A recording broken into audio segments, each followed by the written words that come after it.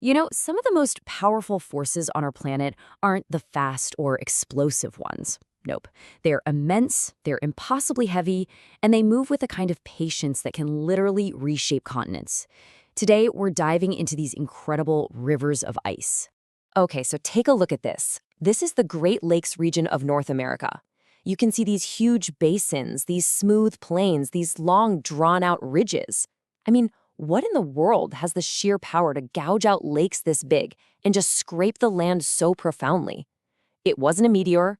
It wasn't a river like we know it. The answer is way, way cooler. That force? It's a glacier. These colossal masses of ice are the true sculptors of our planet.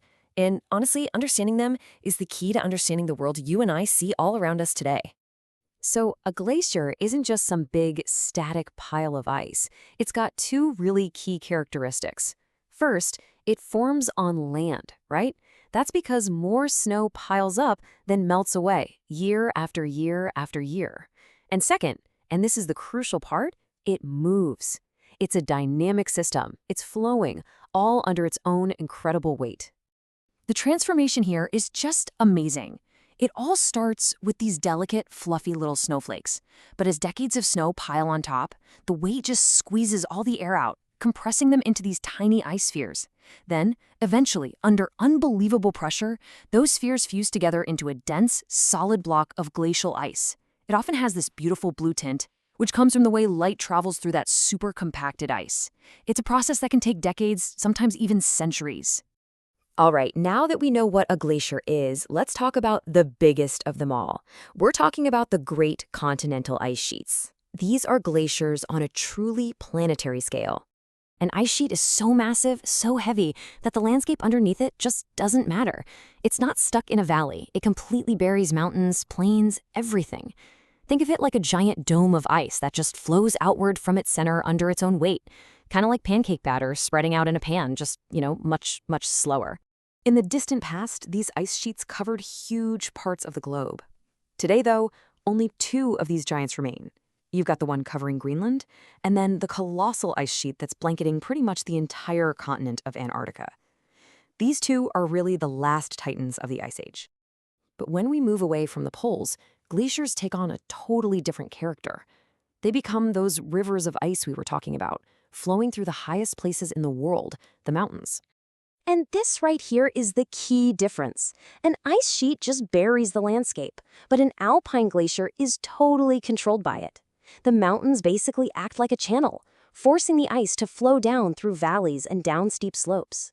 The terrain itself dictates the glacier's shape and its path. So this gives us two main types of these alpine glaciers. First, you have the valley glacier, which is pretty much exactly what it sounds like. It's a river of ice flowing down a mountain valley. But what happens when that valley glacier reaches the flat land at the bottom? Well, when it's no longer confined by the valley walls, it can spread out into a wide lobe, like a fan of ice, and that's what we call a Piedmont Glacier. Okay, so we've got the huge ice sheets at the poles, and we've got these flowing alpine glaciers up in the mountains. So where exactly can we find all of these incredible ice formations on Earth right now? Believe it or not, our planet is still very much an icy world. Glaciers exist on every single continent, with the one exception of Australia. So while the biggest players are definitely at the poles, mountain ranges all over the globe are hosting these amazing frozen rivers. We're talking about the famous Alps in Europe, the towering Andes in South America, the rugged mountains of Alaska and the Rockies, even the southern Alps of New Zealand. And, of course, there's the massive ice fields of the Tibet-Himalaya region, which is so big it's often called the third pole. Glaciers are absolutely a critical global feature of our planet's high-altitude environments. But here's the thing. The map of glaciers we see today is just a snapshot, a single frame in a very, very long movie. The real story of glaciers is a story of constant and often dramatic change. This comparison is just mind-blowing. On the left, you've got North America 28,000 years ago, basically buried under these gigantic ice sheets. The place where cities like Chicago and Toronto are standing right now was under thousands of feet of solid ice. And on the right, well, that's today. This really shows you just how much our world can change. This timeline really puts that massive retreat into perspective. So 28,000 years ago, we were deep in an ice age. By about 11,000 years ago, that ice was in a full-scale retreat, melting back and revealing the landscapes we know now, like the Great Lakes, that it had carved out. And that brings us to today, with the last remnants of that ice age mostly confined to the poles and the highest mountains. And all of this brings us to an absolutely crucial point. Glaciers are never really static. They're always on the move, advancing or retreating, thickening or thinning. You can think of them as one of our planet's most sensitive and visible barometers of climate change, because they respond directly to shifts in temperature and snowfall. And hey, this isn't just ancient history. We are seeing major changes happen in our own lifetimes. The collapse of part of the Larsen ice shelf down in Antarctica back in 2002 was a huge event. It was this really dramatic reminder that these vast ice structures can and do change, sometimes very, very fast. So these rivers of ice literally carved out the world our civilizations grew up in. They created fertile soils, dug out vast lakes, and sculpted these dramatic landscapes.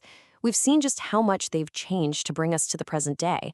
So the question we're left with is, as they continue to change, how will their future end up shaping ours?